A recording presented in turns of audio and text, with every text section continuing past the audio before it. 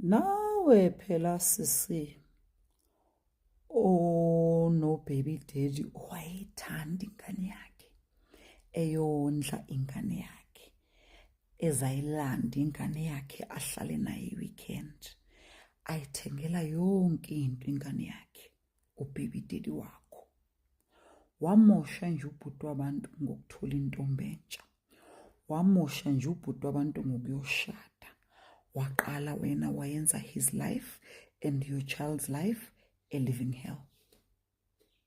We will not discuss absent fathers without discussing how some fathers were present in the beginning. Abanye benu are raising children by yourselves because naxosho baby daddy.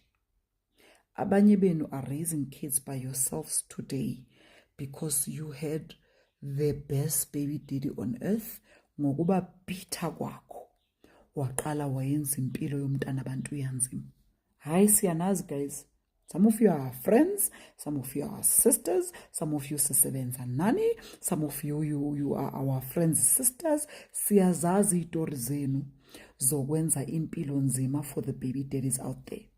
Bakhona baby daddies that had to give up on even just seeing their kids because some of the baby mamas are bitter and they have so much hatred towards baby daddy to a point yokuthi they are not even realizing ukuthi they are affecting their own kids. Some of you guys, you'd rather see abantwana benu being in pain together with the baby daddy as opposed to ukuthi umntanakho should come first.